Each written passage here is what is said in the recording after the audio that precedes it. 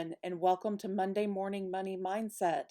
I'm Kimberly Solfridge with the Kids Money Project, and I am here to talk to you about the abundance mindset today. So let's just jump right in. And what is the abundance mindset? The abundance mindset is the idea that there's enough to go around for everyone, so that there's enough of everything for everyone, and that a one person's success is not actually taking away from success that you can have, and that good things can and will happen to you if you stay positive. It encourages people to appreciate what they have already and strive for bigger and better things in their life. The scarcity mindset is just the opposite. If we're always making decisions based off of a scarcity mindset, it actually becomes a self-fulfilling prophecy. Thoughts of I'll never be able to afford this or I will never be able to do that, they will always be sitting there, and they will become true because you'll actually stop trying to reach those goals. So a lot of times when we're buying things just because somebody else bought them, if we can't afford them, then they're actually driving us further into debt and creating more stress on us, and then creating a mindset that we just can't seem to get out of. So what are the ways that you can actually create an abundance mindset? First, you have to believe you deserve good things or to have good things happen to you. This one, I think, trips people up oftentimes. It's wanting things is not actually bad. I think it gets a bad reputation often because we think of somebody wanting something as being maybe materialistic or greedy, and that's not what it's about. It's about doing what fits into your lifestyle. So if you want something and you work hard to earn it, there is absolutely nothing wrong with that. It's just about making it work with your lifestyle. Gratitude. Expressing gratitude is a proven way to increase a person's happiness. You are acknowledging what you have and what you've accomplished or achieved. This is extremely important to a mindset. Make a habit of writing these things down. Oftentimes when you're down and you're not feeling like you can move forward, or something bad is happening, you're in a crisis situation, you can look back on that and pull yourself back up. You can see what you've accomplished, what you've achieved, and that will give you a boost that can get you through a darker time. This is a big one for me. Focus on the positive. If you're reading this, chances are you're better off than most of the world, which means you have power, you have electricity, water, food, shelter, clothing. And it can be easy to forget that when we're in a crisis type situation. For instance, right now, where I live here in Texas, we just went through a winter storm that was unprecedented for this area. And while a good portion of the country also did, and definitely a lot of people were having issues, Texas is not equipped to handle that kind of cold weather and for that period of time. And we went through massive issues with power outages and water shortages. In fact, we're still dealing with them, and we're a few days out of the storm itself. But the cascading effects have been really hard.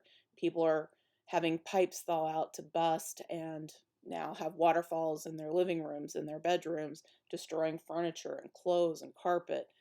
And yes, it can be hard to be thankful to have water at that time, but those that have no water right now are doing everything they can just to survive. So during those times, it can be hard to stay positive about these things. But what I ask you to do is the next time something or a situation like that is upon you, try to pull something positive that you can gain out of that situation. Again, I realize that can be hard, especially when you're in the middle of it, but there are ways to plan for most things in life. There are those things that we can't, but planning ahead for certain things. In this particular situation with the winter storm, you know, people have insurance that will help them. They have emergency funds to get them through. It was definitely a dark time, literally with no power, but people worked their way through it. Stay organized. When things are in chaos around you, it's really easy to feel overwhelmed all the time. So, taking control of your schedule and your life will help you take control of everything else that's going on in it. Again, write these things down. Get a scheduler, get a computer scheduler if you're more digital. But keeping clutter around you is just going to interfere with your goals. So even just clutter that's literally sitting around you, either in your desk area or your bedroom or your living room, just stuff around you will weigh you down. It's time to get rid of it. And we've talked about writing it down a few times, but this is an area that will help you more than anything because you can actually see it. You can get it out of your head and put it down on paper. It's there in black and white. If you've never done a brain dump, do one. If you don't know what that is, basically it's just taking everything that's in your head, kind of that to-do list, whether it's your goals, an actual to-do list like running to the store, running to pick up Joey, anything like that. Put it down on paper. Get it all out. Literally dump it all out of your brain onto a piece of paper where you can see it. Then you can actually organize it.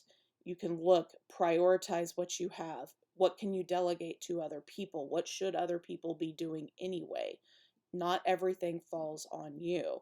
Again, I think this is where women and a lot of times mothers fall into a situation where they try to do everything and they're wearing themselves down, and then they're no good to anybody around them.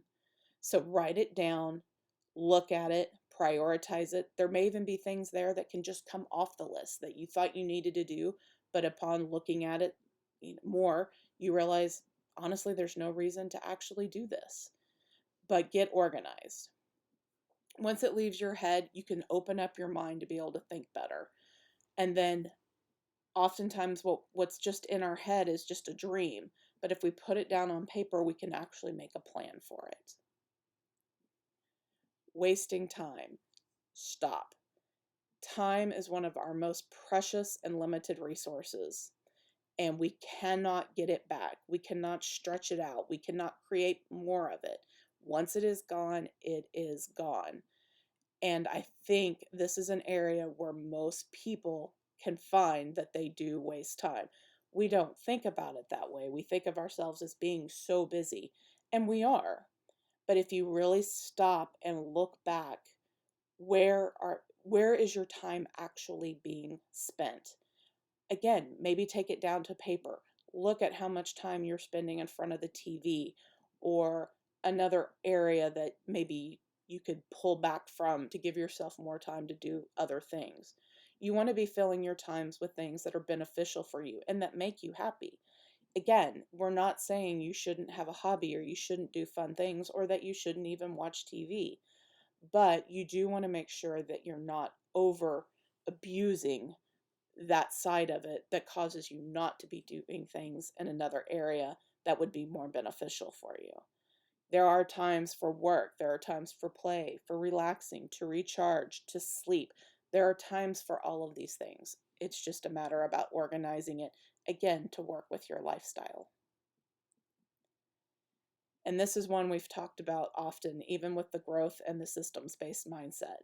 But stop comparing yourself to others. It's time to stop trying to keep up with the Joneses.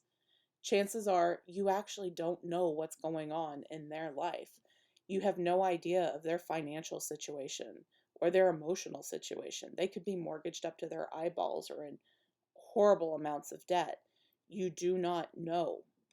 And you should only be concerned where you are in this world and where you want to be. Do what makes you happy. Quality over quantity.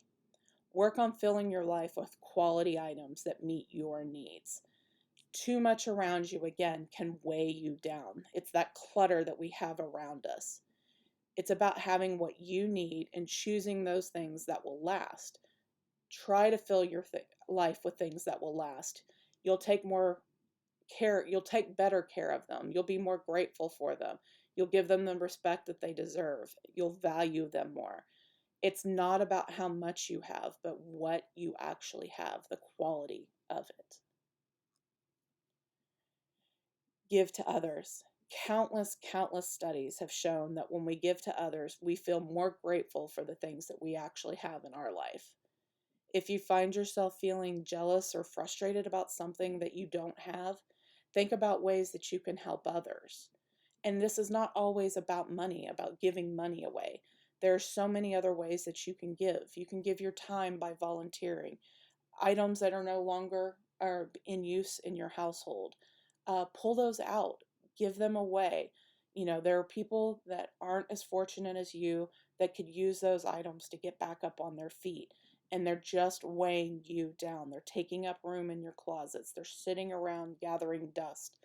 Give them away. Offer prayers. Use your skill set. Make people gifts. You can give in so many different ways, and you will feel so much better about yourself when you do it. And last, learn from everything. Life is not a success only journey. You will stumble, you will fail, but I always say failure is only failure if you stop. If you take the lessons that you learned during that experience and apply them, then you can move further the next time. It's not about getting it right the first time. Rarely does that ever happen. You know, we see people that seem to get overnight success, but if you actually sat down and talked to them and asked them how long their overnight success took, you might find that it took a year, 5 years, 10 years, 20 years. It's amazing what overnight success actually takes. So each experience, you can extract a lesson from it. Be like you were when you were a kid, when you were learning everything for the first time. Everything was an overload situation because you didn't know it. Kind of go back to that mindset and pull out what you need. The abundance mindset is a great way to be able to move forward in your life. Scarcity mindset will only keep you down. So look at some of the things that we've talked about today. You don't have to do all of these things at one time. You know, that's again, that will overwhelm you. So look at this list, maybe pull one or two things out. Maybe you're already doing one or two things, but maybe you could add to it and do another thing and keep it moving forward. But take a inventory of your life and check out the abundance mindset.